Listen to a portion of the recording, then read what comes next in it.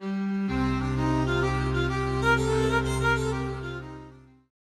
pray thee, good Mercutio, let's retire. The day is hot, the Capulets abroad, and if we meet, we shall not escape a brawl. For now the hot days is the mad blood boiling. Thou art like one of those fellows that, when he enters the tavern, he claps his sword upon the table and says, God send me no need of help. And by the operation of the second cup, draws it one by one on the drawer, when indeed there is no need. Am I like such a fella?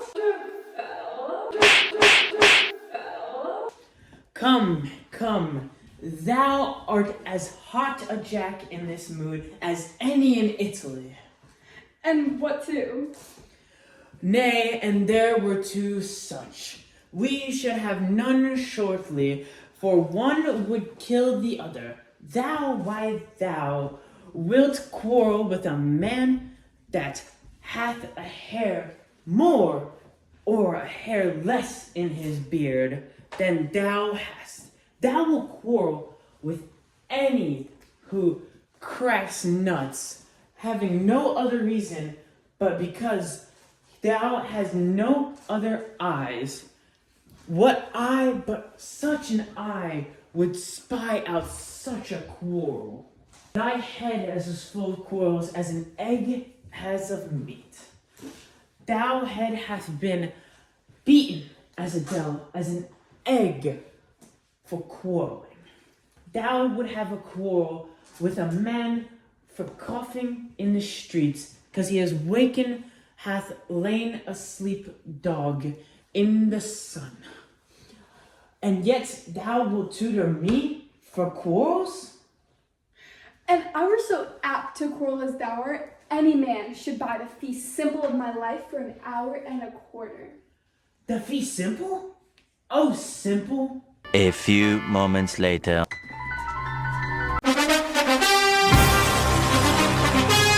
By my head, here come the Capulets. By my heel, I care not. Follow me close, for I will speak to them. Gentlemen, good evening. A word with one of you. And but one word with us? Couple it with something. Make it a word with a blow.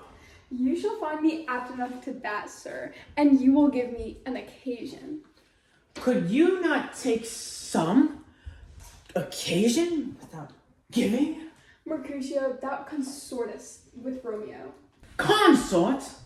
What doth thou make us minstrels?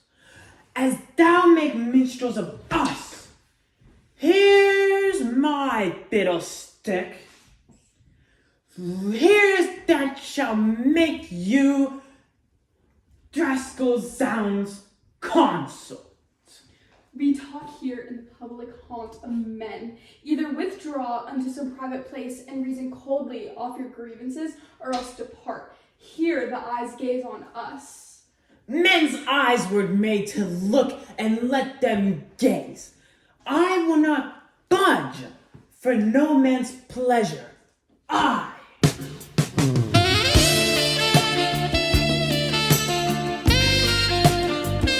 Well, peace be with you, sir. Here comes my man. But I'll be hanged, sir, if he wear your ivory, merry go before to field. He'll be your follower, your worship, in that every call him man. Romeo, the love I bear thee can afford no better than this. Thou art a villain. Tybalt, the reason that I have to love thee doth much excuse the appertaining rage to such a greeting. Villain, I am not, I assure you. Therefore, farewell, I see thou knowst me not. Boy, this shall not excuse the injuries thou hast done me. Therefore turn and draw. But what the hell? I do protest. I never injured thee, but love thee better than thou canst devise. Till thou shalt I know the reason of my love.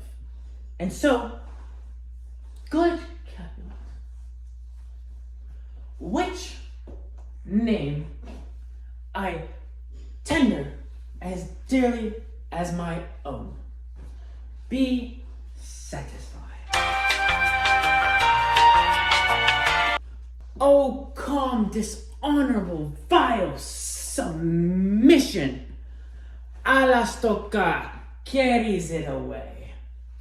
Tybalt, you rat catcher, will you walk? What wouldst thou have here with me?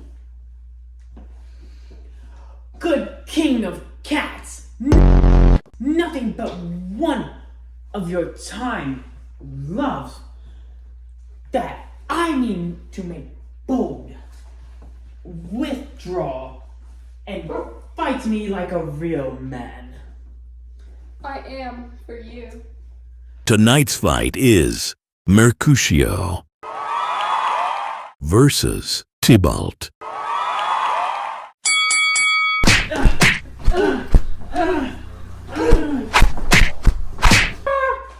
Draw, Benvolio. Bear this outrage. There, gentlemen, for shame.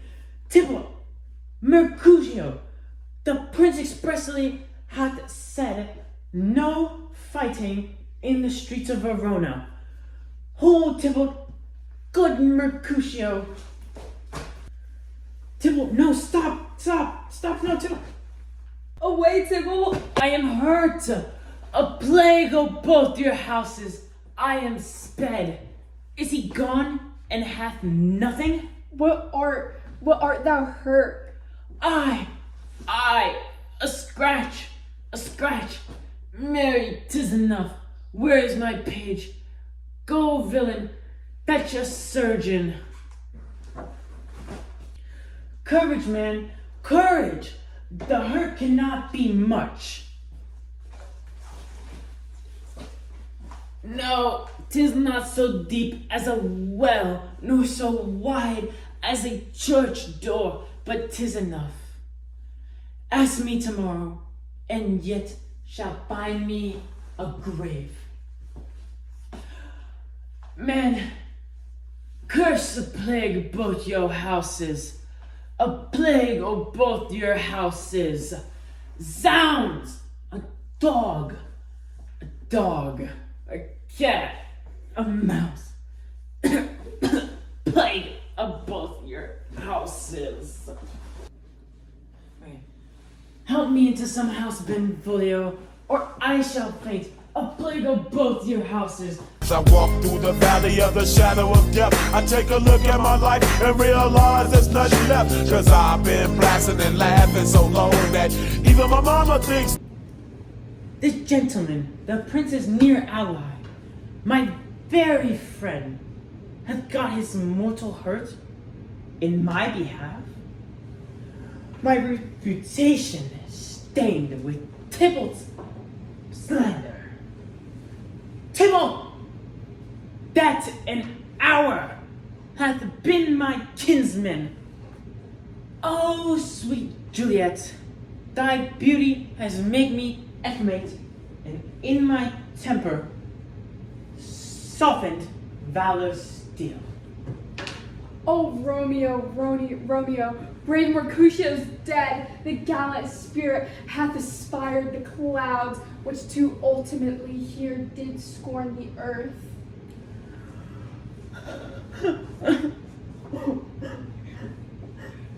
This day's black fate on more days doth depend. This but begins the woe others must end. Here comes the furious Tybalt back again. Alive in triumph, and Mercutio slain? Away to heaven, respective lenity.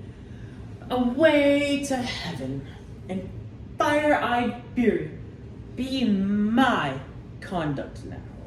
Now, Tybalt, take back that villain, take it back, that late thou graced me, for Mercutio's soul is but a little way above our heads, staying for thine to keep him company, and either thou or I or both must go with him. Thou wretched boy, that didn't consort him here, shout with him hence. This shall determine that. Tonight's fight is Romeo versus Tybalt.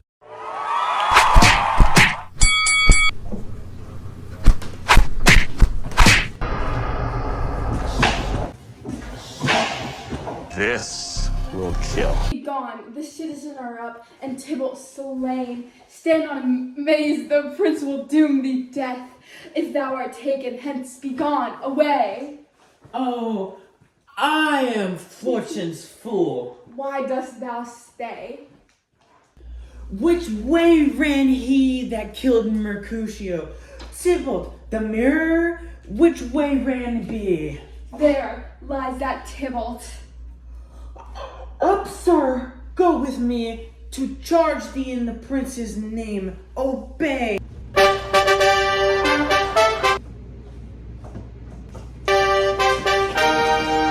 Where are the vile beginners of this fray? O noble prince, I can discover all the unlucky manage of this fatal brawl.